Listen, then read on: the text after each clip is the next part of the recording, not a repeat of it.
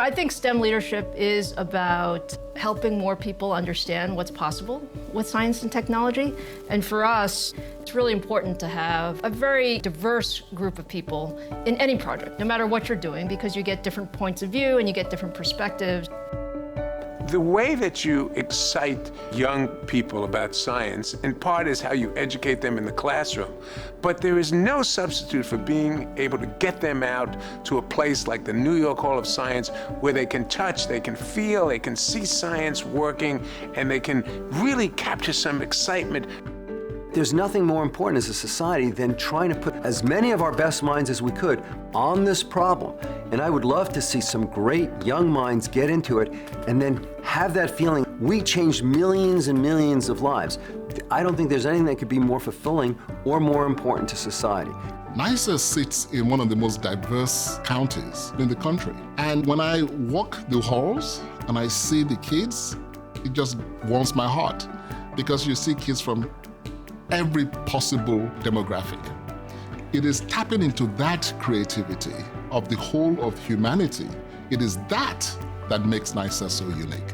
And it is that should be the model on the national level. Its distinct approach to STEM learning and engagement, design, make, play, is a pathway to opportunity for all, especially for young people who would otherwise not have access to a STEM education. Every child can change the world for the better. They just need to be inspired and empowered.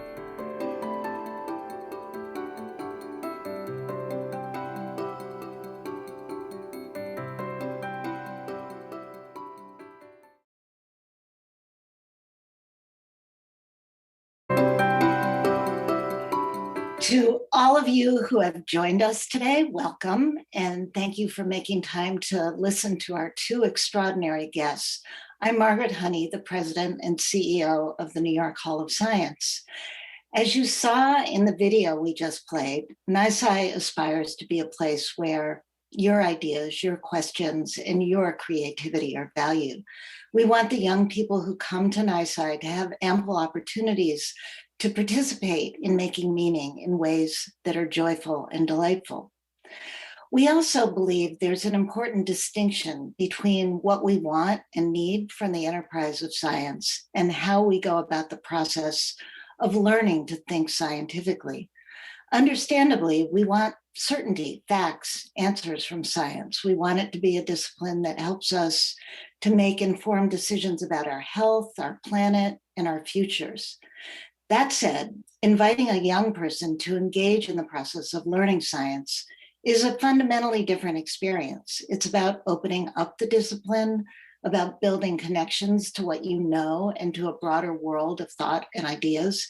And it's about creating experiences that invite you to be an active participant in the sense-making process. These are the aspirations that bring us to today's topic of happiness. The pandemic closed NYSCI's doors on March 14th of 2020. And as we began to think about how to use what we've affectionately taken to calling this gift of time, we began to consider an exhibit focused on investigations into happiness. Not only could this be a cathartic post-pandemic remedy, we imagined, but more importantly, we knew that we could create an approach to this broad and rich topic that would engender the practices we value in science learning. Happiness is a concept we're all familiar with, and also one where we can surface our own experiences and practices and begin to understand the connections between how something makes us feel and the underlying science that helps us to understand the common why behind those feelings.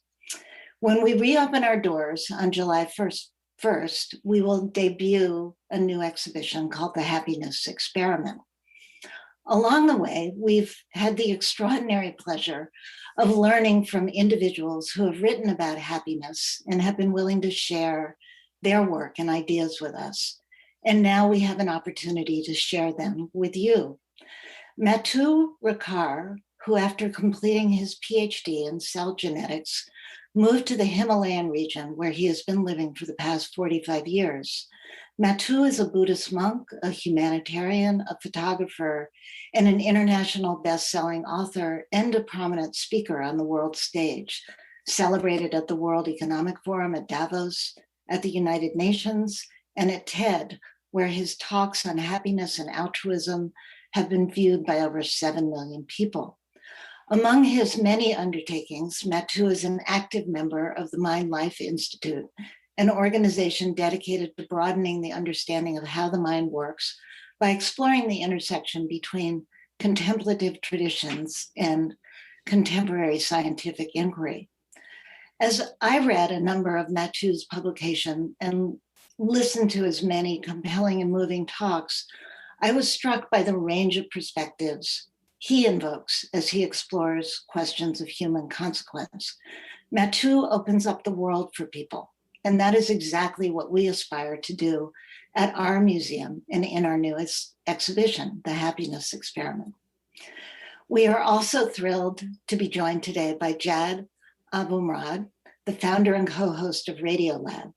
Jad is an award-winning investigative journalist who has long been committed to using science, philosophy, and ethics to explore issues that test our preconceived notions about how the world works. He has graciously agreed to be Matthieu's partner in conversation today. Jad and Matthieu, we are honored to have you with us. And Jad, now I'm going to turn things over to you. And just a quick reminder to our guests, you can post questions at any time in the chat, and we'll do our best to get to them toward the end of the event. So Jad, please take things away, and thank you. Thank you, Margaret. Thank you, everybody, for having us. Thank you, Matthieu, for agreeing to talk. Let's just jump in. So we're talking about happiness. Hopefully we'll embody happiness along the way as we talk. You've written so much about this over the years. So I thought maybe the place to begin could be, let's talk definitions, because as I was preparing for this interview, it occurred to me, I don't even know what happiness is. It's not that I'm depressive, although sometimes perhaps. It's a fuzzy word. Is happiness the same thing as joy? Is it possible to be happy and miserable at the same time? All of these questions, I think, swirl around the term, which is often left vague. So how would you define this? You are not the only one to wonder what happiness is. You know, the French philosopher Henri Bergson said the great thinkers have left the concept of happiness in the vague so that everyone could define in their own terms. But if, as Aristotle said, is the goal of goals, that means we do everything for some better way of being or sort of flourishing in life, but flourishing in life or fulfillment is a goal in itself. So if we don't know what we're talking about, and it's one of the main goals of life, we are in trouble. It's like, you know, shooting on arrows on a target with blindfold. So that's why it is, I think, quite important to at least have an idea of what we are talking about. So you mentioned joy, but many people also think about pleasant sensation. So that's something that's not quite what we think about happiness. And we often have this superficial idea that happiness will be the best possible scenario, will be an endless succession of pleasant experiences. That's a recipe for exhaustion, not for happiness. And for very simple reasons, is that any sensation is bound to change. Something that is pleasant becomes neutral and then could be aversive the next moment. I'll just give the example of, listening to the most beautiful music. You might listen 3 times if you are a fan, but 24 hours is a torture that was used as Guantanamo. Or taking a hot shower after walking in the snow, fabulous, but 24 hours in the hot shower is no good. So it's nothing wrong with pleasant sensation. It's better than unpleasant one, obviously. But that's not what we would call happiness. So now you mentioned joy. Yes, of course, joy is more like the flowers of happiness. It's the natural expression of happiness when the circumstances allow. But you jump of joy, you don't jump of happiness. Otherwise, you get quite tired if you are basically a happy person. So we're looking at all the definitions when I try to research that subject. I could draw a column and I have every single definition and its opposite among all the great thinkers. Anyway, we need to get to the what could be a healthy definition of happiness, I mean, useful one, so that we could work something on our own life. And rather than a sensation that is volatile, that is changing, that is out of control most of the time, we better define happiness as a way of being. And way of being, I mean by that, it comes with as a cluster of basic human qualities, which can be cultivated as skills, and which together, say altruism, benevolence, compassion, resilience, inner freedom, inner peace, inner strength, all those qualities that when they have sort of reached their optimal point, that gives a way of being. And unlike pleasure, the more you experience it, the deeper and the more stable it gets. So you still have the ups and downs of life, the joy and sorrows, but it's more like your baseline, where the platform on which you come back after the ups and downs, which can be changed if you cultivate those basic qualities. So in fact, there's no happiness, no sort of areas in the brain, but there are things connected with resilience, things connected with emotional balance, things connected with compassion and so forth. So that can be cultivated, which is also another big point. Yeah. So that's, I think, the basic. And in a nutshell, we could say it's an exceptionally healthy state of mind that gives you the inner resources to deal with the ups and downs of life and keep your balance. And as you said, that could be compatible with sadness, because sadness is a natural thing when you feel like, grief, someone dear died, or you watch a massacre, but you keep compassion, you keep your courage, you see your sense of meaning and direction in life, all those that constitute sense of flourishing. The Greeks speak of eudaimonia, the Buddhists speak of sukha. So again, more like a way of being. Interesting. So if I'm hearing you right, it sounds to me like you listed a series of attributes, a series of elements. It sounds to me, since I'm a very visual person, I work in audio, as you can tell. Would you say that you have 8, 9 different variables that can exist at different levels, almost like a mixing board, and happiness is the mix? Would that be would that be a metaphor that works so for as you? a photographer, I would do another metaphor. Okay. Is when you have the different colors of the spectrum together, you get a white light. Okay. So now there are also some of those who are undermine happiness, and those also are the one who might mess up the whole thing. So those, we call it more like mental toxins. Why? Because they are toxic to our happiness and the happiness of others. Hate is one of the strongest candidate for being toxic. It poisons everyone's life. Likewise, excessive greed, obsession, arrogance, lack of discernment, mental confusion, delusion, all those mental states are afflictive. So they actually undermine the sense of flourishing. So the whole idea is not just like, there's no magic bullet, there's no magic recipe, there's no 3 points in 3 weeks and secret of happiness. It's actually a whole life process of cultivating the wholesome qualities that contribute to flourishing, and somehow eroding gradually your tendency to malevolent anger, to arrogance, to jealousy. Replace them by rejoicing, by patience, by kindness, by having inner freedom, so you are not stuck with all your obsessions. So there's a whole process, and we should not underestimate the power of mind to be transformed. So, okay, 2 questions for you. I'm going to give you a compound question. These metaphors are interesting to me, whether it's a mixing board or whether it's the spectrum of light that creates white light. Is it the same for everybody? That's one question for you. And the second question is, how do we nurture the conditions that would create all of the sort of things that you just went through? Yes. So everybody well, people like very much to be different. But the point is, if you say, oh, I must love my defect as much as my quality, that makes me unique, that makes my personality.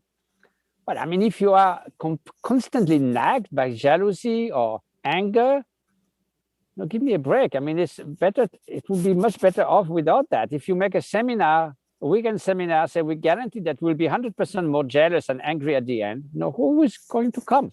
You know instinctively, okay, that's maybe it's a way to say, okay, I cannot do anything about it, so I better reconcile myself with myself. That would be fine if everything was grave in stone. You better, take it easy rather than being constantly upset with yourself. But if change is possible, if you can bring those good quality to the optimal state and slowly erode those who are toxic, then it becomes interesting. So now, can you do something about it? Well, is it for everyone? Yes. Why? Because we all have a mind, and we deal with it from morning till evening, and that mind can be our best friend or worst enemy. And that's precisely about what flourishing is about. Your mind could be a constant, source of suffering, torment, frustration, endless rumination, hopes and fears, like a hell. And that state of mind can easily override the outer condition. Of course, it's crucial to improve the outer condition, related to poverty, social justice, everything you want. Yes, 100%. Yet, if you can be miserable in a little paradise, we see, this guy is so rich and beautiful and famous, he has everything. How come I hear he's totally depressed? What's wrong with this guy? If I had all that, I would be happy. Well, simply, you can move in the super high, luxurious flat at the 100th floor of a skyscraper, and if you are depressed, all you are going to look for is a window from which to jump. And conversely, if you have this inner freedom, this inner strength, this inner resources, you can maintain your joie de vivre, even in the face of adversity. You see that all the time. So outer conditions are important, but our control upon them is limited. It's often illusory and temporary. So while we can, if you change the way we experience the world, then our world changes, because instead of seeing everything gray, we'll see it differently. So it's not just to put a silver lining, it's simply to have the inner resources to go about in life. And one consequence is, if you don't have that, and if you feel so vulnerable, then you are so obsessed with yourself. How do I feel? What's going to happen to me? Do I gain or do I lose? Why me? Why not me? If you have this inner confidence, this inner freedom, then naturally you look around and you open up to others as well, because you are not so concerned with yourself all the time. Speaking of, you mentioned change. I'd like to pick up on that and talk specifically about your journey, and then maybe we can return to some of these questions about nurturing happiness, particularly at this moment when things are quite fraught on so many levels. But as was mentioned in the introduction, you began as a molecular biologist. This was a lifetime ago, but you were very firmly entrenched in the world of research science, and then you made a break, and you went to the Himalayas, as it were. Can you talk me through that change? Like what was happening for you that made you want to do that? For me, it was not a break. It was just like crossing a mountain pass and discovering another beautiful valley. So anyway, why? Well, first of all, science gave me an extraordinary taste for rigor. I can't stand those fuzzy things and all this fake news and things like that. These days is like appalling. So that's really what I learned from my boss in science, and I kept that as preciously throughout my life. One thing I may say is, when I was a teenager, I was fortunate to be, with a philosopher father, and my mother is an artist. My uncle was an explorer. He went around the world on a sailboat without engine in 1950s. And my boss, of course, was Nobel Prize of Medicine. I was I'm very much involved in classical music. I was lucky enough at 16 to meet with Igor Stravinsky. So all kinds of wonderful people. But it was very puzzling at the same time, because, you know, I could take 100 gardeners, 100 scientists, 100 philosophers, 100 anything, and there was the same mix of wonderful people and people who were very difficult to be with, kind of sometimes mean. So there was no correlation between a particular skill or genius as a pianist, a scientist, philosopher, or gardener, and being a good human being. So if you look for a role model, I was really at loss. So I wanted their skills, but not necessarily to become like what they were. So then when I was 20, as I entered Pasteur Institute and did 6 years of research to do my PhD, the same time I traveled to India, having seen some documentaries about all the great Tibetan teachers who had left Tibet following the communist invasion of Tibet. And when I saw these documentaries, I thought, wow, here are 20 Socrates, 20 St. Francis of Assisi live today. I'm going. So I went there and met some of those great teachers, especially one, Kangyo Rinpoche. And there it was quite the opposite. I didn't know much about Buddhism. And it was not that interested me first, but here I saw a human being that was the best I could imagine of a very exceptionally good human being from all aspects. So I thought, whoa, if I could become even a little bit like this person, that would be great. So of course, 20 is very different culture, very different world.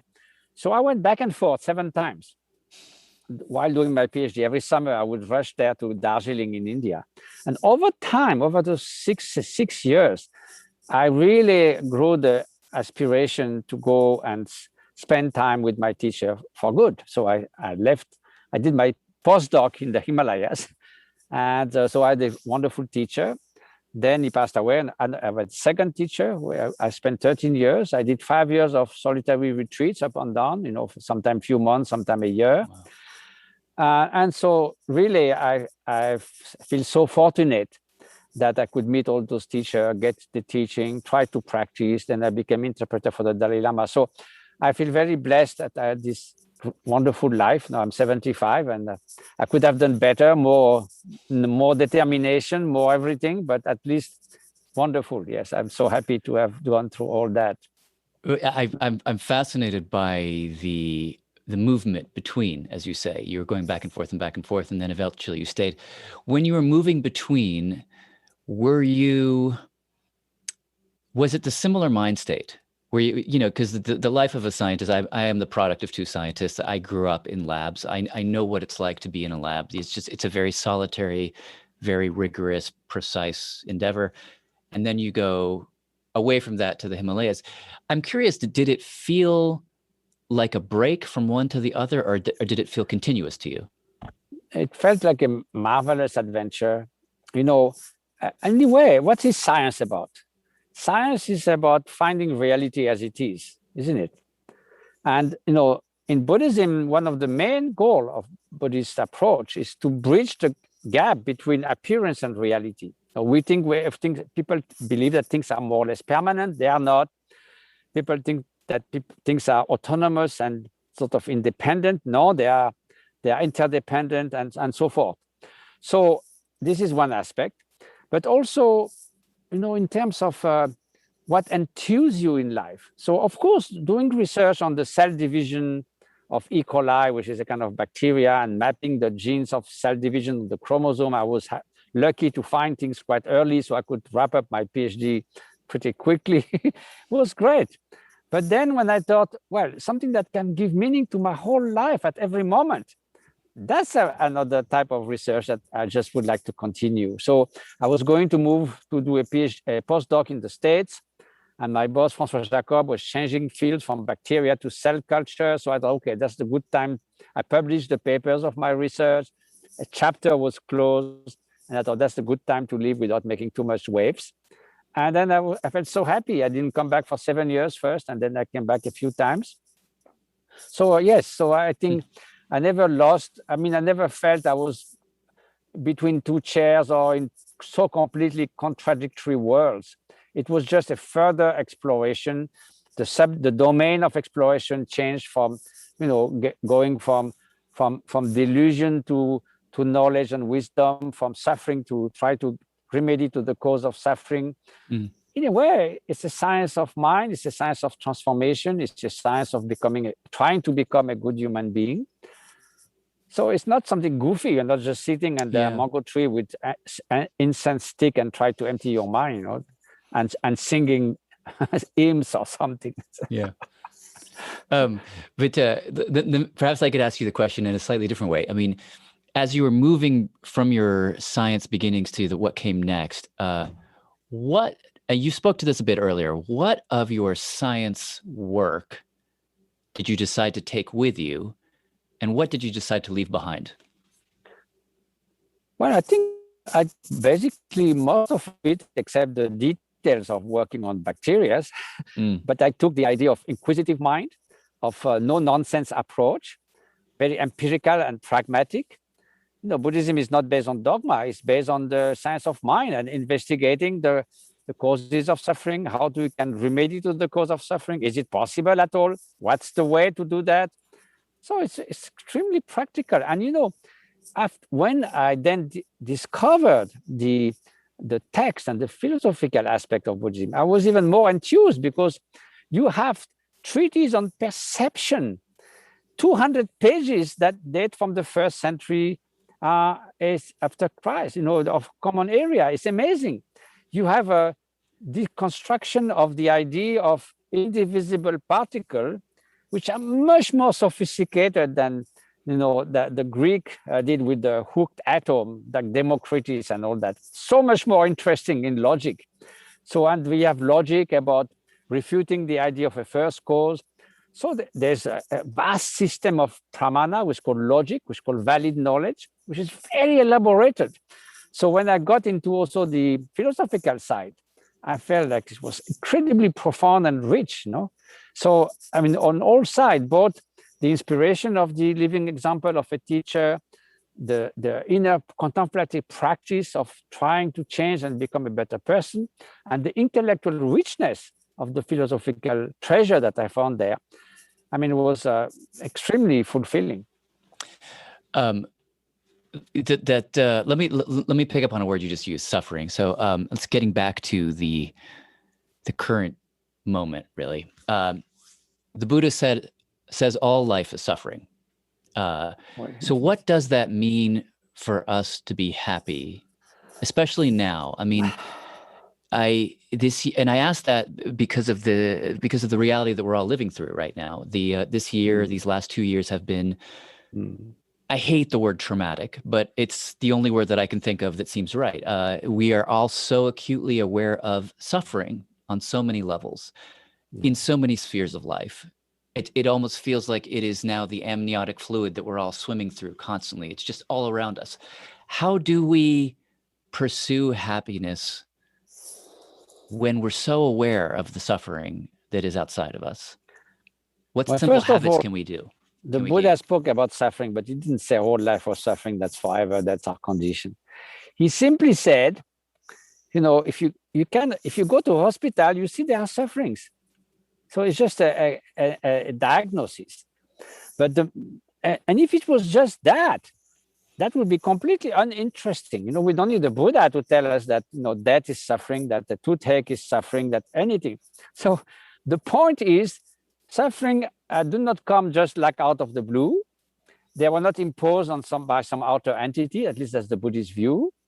They are a result of causes and conditions. And so if we identify those, then we can try to remedy. And the Buddha said the only point of his teaching is that there's a way out.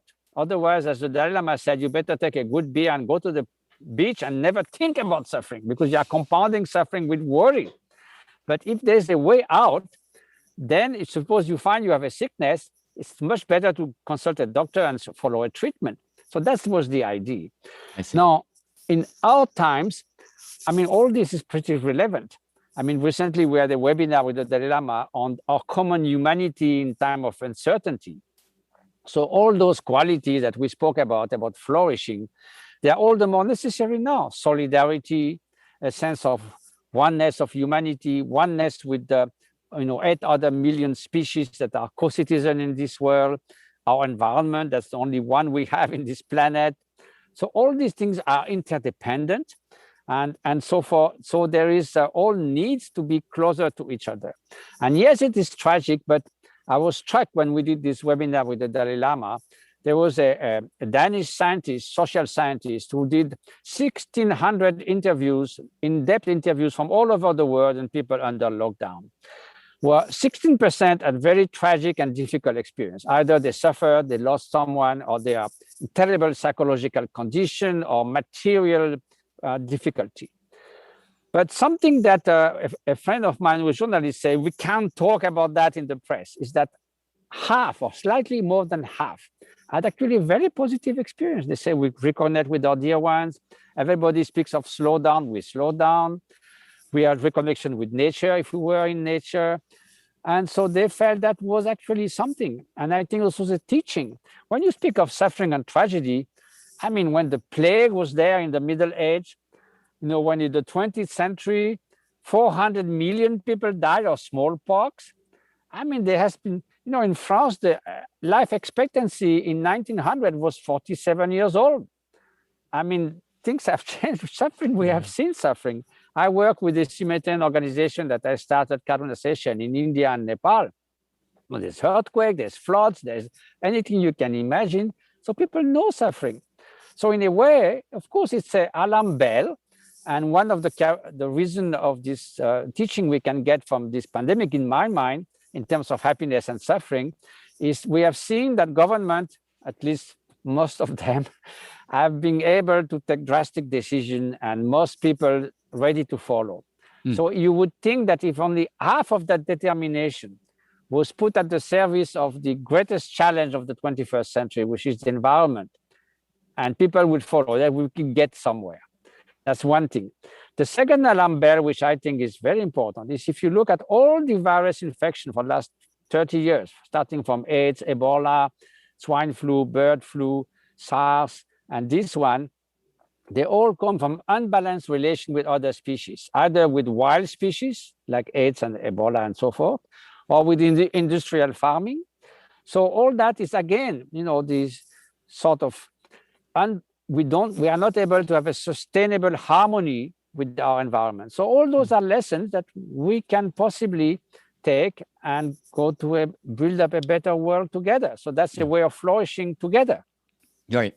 But I think that a lot of people feel right now that in order to do what you say, to reassert balance, and to address the injustices of the world, it's not simply appropriate to be angry, it's necessary. That anger is going to be the engine that pushes forward change. And so on some level, I could imagine someone hearing us talk and thinking, well, to take the position that I can be happy amidst all of these horrible injustices, that could feel like a resignation of a way, a dereliction of duty on some level. I wonder what how you would respond to that. Not at all, because again, it's thinking of happiness being feeling that is fine, I enjoy that. Again, if we look at happiness as a way of being with compassion, courage, determination, it's nothing to do with feeling good again. And I think personally that the main core component of happiness is altruism. More consideration for others. There's no such thing as a successful selfish happiness. It's a lose-lose situation. You make yourself miserable and make everyone miserable. So if we take as altruistic love and compassion as the core component of flourishing, then we are really onto something. Because if you look at the challenges of the 21st century, one of the main ones is to reconcile the short-term needs. Like a mother in Africa needs to feed their kids, or the short-term interest of a investor of the stock market who needs 1 month something. Then there is the midterm, how we do flourish in life, a career, a generation, a family, a lifetime, and the pursuit of flourishing, having a good life, fulfill our legitimate aspiration. No, we cannot. We have to have this right to pursue our aspiration. There is a new challenge that was not there 12,000 years ago when we were 5 million humans on Earth, which is now we became the major force that shapes the planet. We enter the Anthropocene. So we are shaping the fate and the suffering of happiness of future generations. Now you put environmental scientists with policy makers, with investors, with social workers, with farmers in Africa around the table, and it's a schizophrenic dialogue. They don't speak of the same time scale and so forth. So now we need a concept, a unifying concept to work together. And having more consideration for others is the only one that works. It's very pragmatic. If you have that, in the short term, you have more caring economics, where economy is at the service of people and society and not the opposite. More solidarity, not just like this incredibly, aspiration of all the wealth on the top or on the hands of 20 or 30 people. If you have a consideration for others, you will make social policy that makes a better workplace, more social justice, less free riders. You provide the condition for people to flourish. You don't tell them how to be happy, but you provide the condition. And if you have more consideration for others, you are not going to jeopardize the fate of future generation. Otherwise, they'll say you knew and you did nothing. So here you have a concept that is at the heart of happiness, and there's the most pragmatic, like Ariane thread, to connect all those 3 time scales and work together for a better world. And it's not a luxury, it's not utopian, it's very pragmatic. Martin Luther King said, we came on different boats, now we're all on the same vessel. So cooperation is the only possibility. The other law of the jungle is cooperation. And it has been much more creative throughout evolution than competition, contrary to what some people might think. I love that. Pragmatic is a great word, because I wonder, I'd like to ask you about the science, your work with science over the years. But first, I can't help but wonder if you feel, as you said very strongly just now, that altruism and compassion are the core. Take somebody like me who just started meditating literally 2 weeks ago. I'm brand new. Somebody who's really tiptoeing their way into taking seriously for the first time, like, how do we get inner peace? All of the things that you're saying. What's the first step? I mean, is it to go out, walk out into the street and do a nice thing for somebody else? Like, if there's one thing to do that's pragmatic, what would you recommend? Well, first of all, when you say you started 2 weeks ago, so you have to be patient. You see, you learn how to read and write. You learn the skills, professional skills that make you what you are, And chess player, piano artist who play the piano, everyone has learned something over time with determination, with the perseverance, and those changes come with time and with practice. So it will be a complete mystery if some of those basic human qualities would be right at the top from the beginning, or will be given by our genetic inheritance, and that, as we know, we cannot change anything, which is not true, because we know that with epigenetics, we know with neuroplasticity that we can change. It just needs training on the right thing. So just as you learn to sing, to play the piano, to play badminton, to play football, chess, we can start from what is given to us by nature in terms of altruism, in terms of concentration, attention, emotional balance, all those qualities which I mentioned in the beginning, wherever they are in yourself, with your own, inclination, tendencies. We are all different, mixed. Some people are more kind naturally, some not, some may be angry, some may be jealous. But anyway, that's our starting point. But every of those, and we know that for true with neuroscience and epigenetics, can start from a certain point and be brought to a more optimal point. Everything can change. We know that. So it just needs to practice the right thing. So meditation, usually you need as a tool. Meditation means mind training, but you're training your mind. And why not training our mind? We train our mind all the time for all kinds of things. But here we will train them for human qualities, attention, mindfulness, compassion. And those are trainable, those are skills. And neuroscience has shown that many times. I've been involved in neuroscience research for 20 years. And epigenetics tells you also you can change the expression of your genes by what you do and what you do with your mind, what you do with your body. So this is a way to become a better person, to live in a more optimal way for yourself and for others. So the twofold benefit of others and yourself can be accomplished by bringing those qualities at the best point according to your own capacity. Not everyone will be an Olympic champion, but we all have a huge margin of change.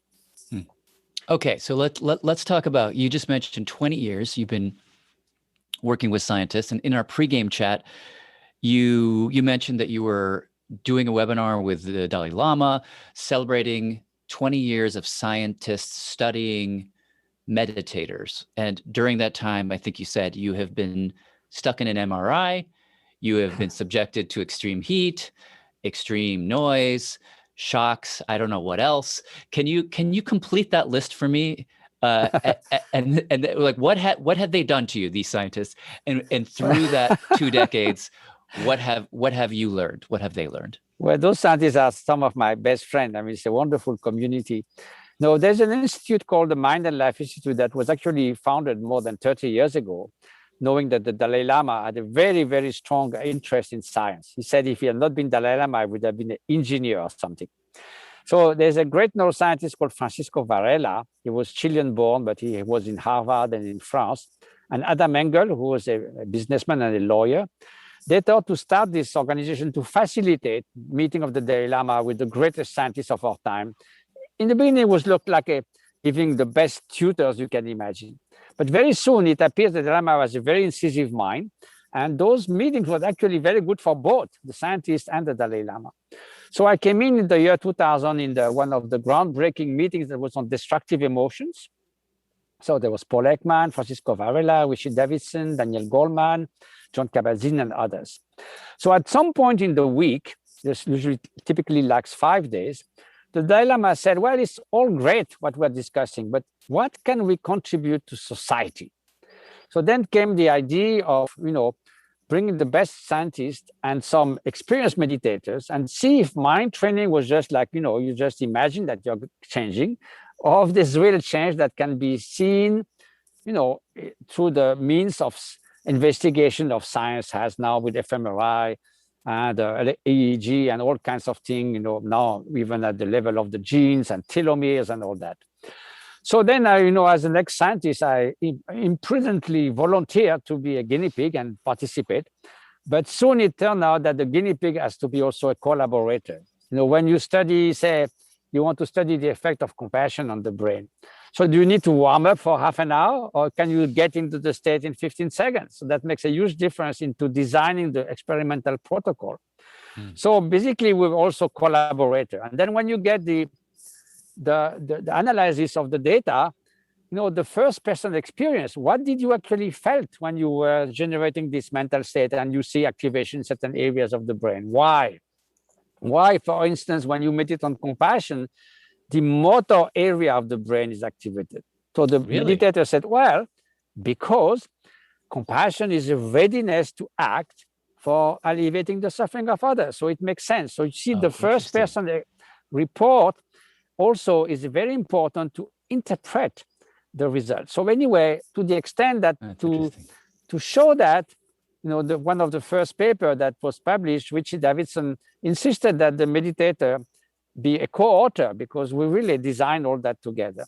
So all over the years, yes, we try to see if we can increase attention, how can we grow more compassion, what happens if can a meditator control the startle experience, the startle that you have when there's a loud noise next to you, and do you have a different reaction to pain? So you mentioned pain. That's why I was put extreme heat on my wrist or electric shocks, because normally when someone knows he's going to have pain, the brain gets all over the place even before anticipation.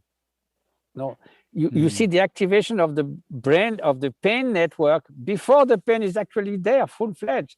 And after the pain, there's a lot of aftershocks. So what we found with the meditators is that they stay perfectly fine until the sharp pain comes. They don't fret about before. Then they feel the pain very sharp, but they are not too disturbed emotionally. And as soon as it's gone, they come back completely to their baseline without all these aftershocks and emotional upheavals. So this is the kind of things that we were studying. Then we also found that if we have a unconditional compassion and loving kindness, the subjective experience of pain is much less. And not only that, but you register less activation of brain networks. So all these things are really wonderful. It's a kind of new field of so-called contemplative neuroscience. So we could show, for instance, in Germany with Tanya Singer, the difference between empathy and compassion, and show that in medicine we speak of compassion fatigue, but we found that there's no compassion fatigue, there's empathy fatigue.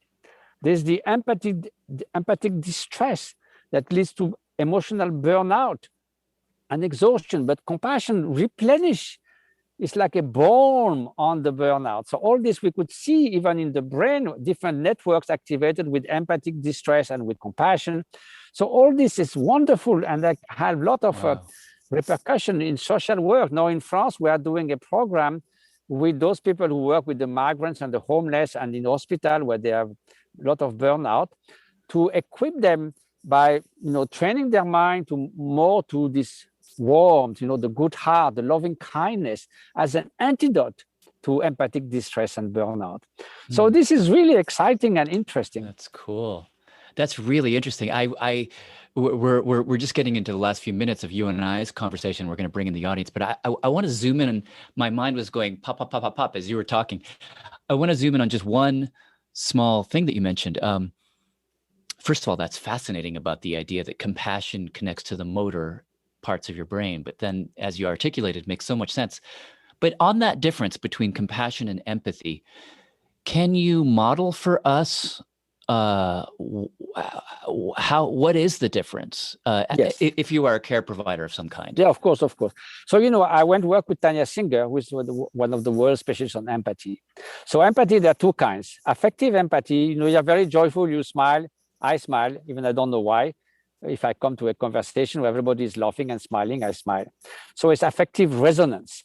If someone is suffering, Tanya Singer showed that you are really suffering because of that suffering. It's not fake. In the brain, you see the suffering networks activated if you see a dear person in pain. So it's real. It's an affective resonance. There's a cognitive empathy. I might be sitting next to someone in the plane who is panicked by aeroplanes, and I love it. But so I can know that she's affected, the person, and I can do something. So that's cognitive empathy. So now the problem with affective empathy is an alarm bell. It allows us to know the condition of others. Psychopaths typically don't feel empathy, so they cut people in pieces. They think it's great. So now, if your job as a caregiver, as a nurse, as a social worker is to day after day resonate affectively with suffering. And actually, empathy is the effect it has on you. It's the effect of suffering as on you. So it increased the burden hour after hour, day after day. So it's too much. So you have overwhelmed and you fall into burnout and empathic distress. So what we found is Tanya asked me to meditate on compassion, and she's used to see empathy in the brain. So when I was in the fMRI, and she was real-time fMRI, she said, "What are you doing? This is not the networks of empathy." I said, "Well, it's compassion." She said, "What's that?" So we start discussing, and she said, "Can you only do empathy?" So I thought of a documentary I seen on the BBC about Romanian orphans who were in a terrible condition. And I empathized with that again and again for an hour in the fMRI, and I completely burned out within an hour. So then she said, now you can switch to compassion, which is like a very warm, every atom of the suffering is pervaded with atom of love, is caring, is stuffing like, how do I deal with this child who is bleeding and all that? So it's embracing, it's caring, it's loving, and actually completely changing the brain in my own experience. And we found that it's actually replenishing your strength, your core, because it's other-oriented. So Tanya did also a study where she asked people to only do empathy for a week and only do compassion. And people who only do empathy, they were really in trouble after a week. They were crying in the tramway coming to the lab because they saw suffering everywhere. So they had to rescue them. So she did a longitudinal study of 9 months, 3 months of mindfulness meditation, 3 months of perspective taking, cognitive empathy, and 3 months of loving kindness. And she found that loving kindness increased prosocial behavior, increased your resilience, increased your faculty to deal with the suffering of others in constructive way, reduced the burnout. So this was also, for a meditator, something I've not thought about. The word empathy is quite specific. I don't have a Buddhist equivalent necessarily.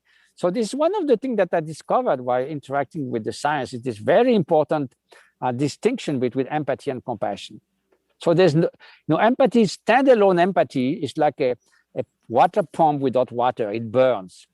If you bring the water of compassion, then it doesn't burn, it actually gives you strength.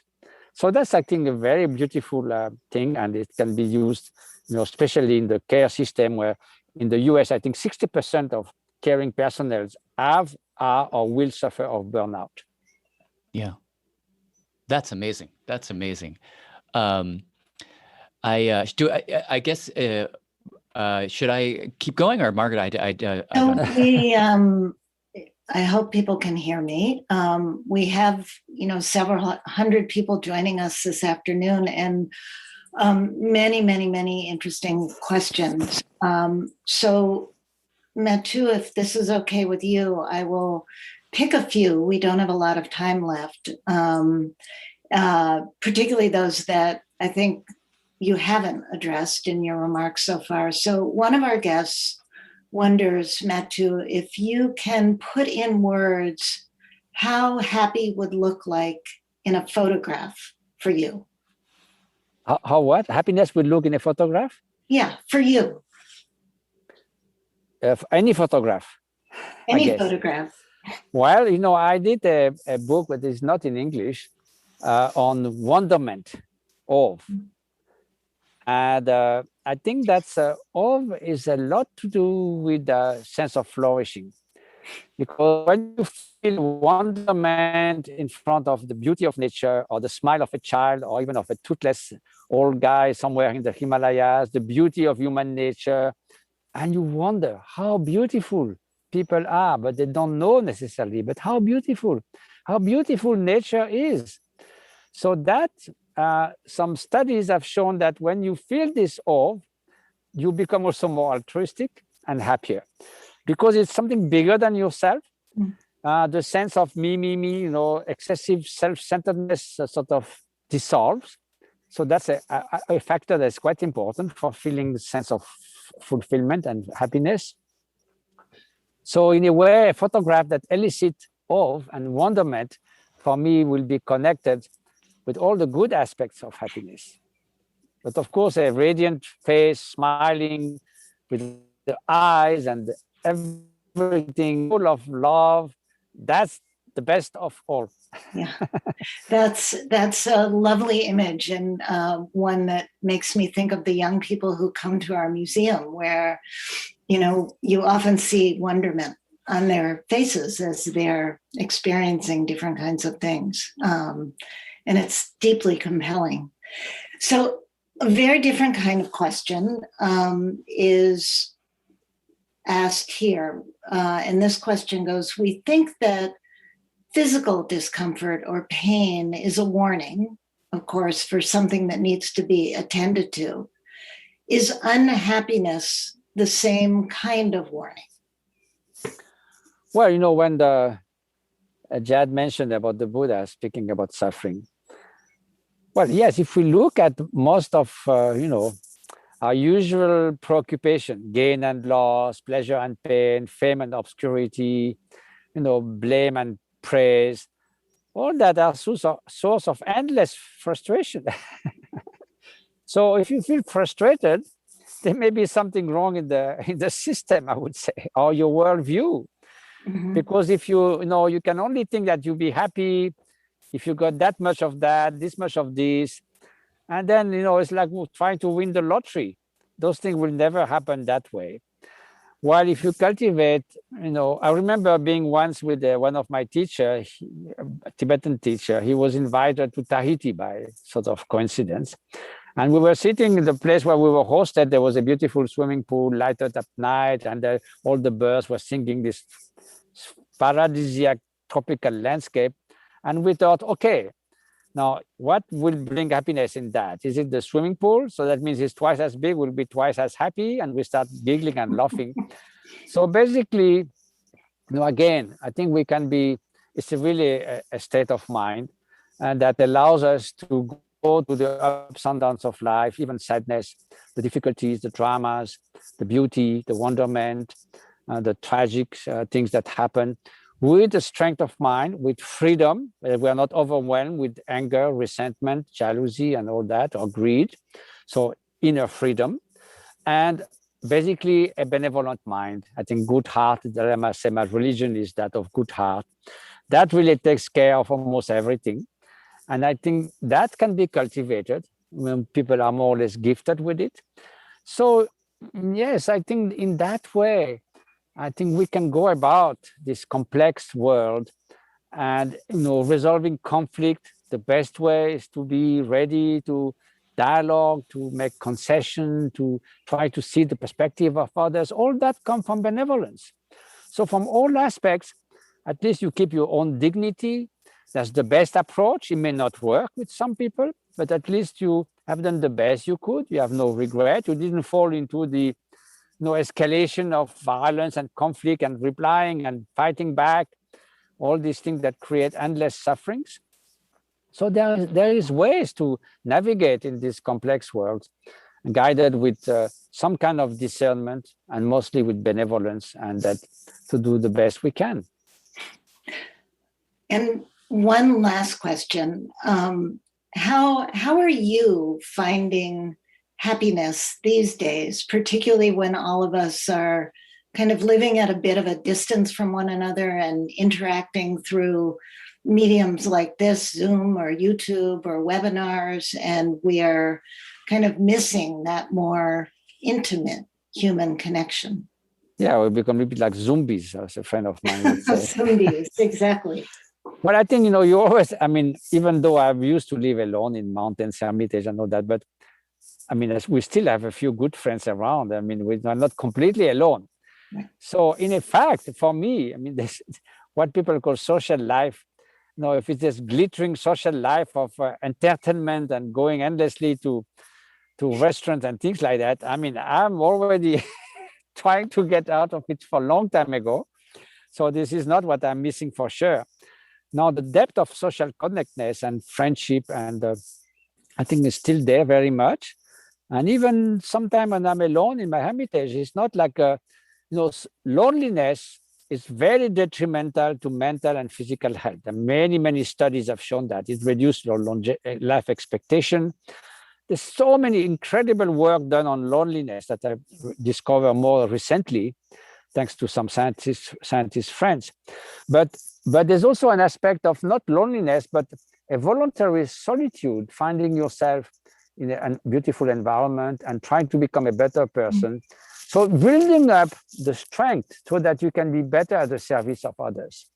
And when I'm spending time in my hermitage, I try to build also the determination to be of service to the humanitarian projects. Now, Karuna Sechen organization, we are helping more than 300,000 people every year in India, Nepal, and Tibet on social services, health, education.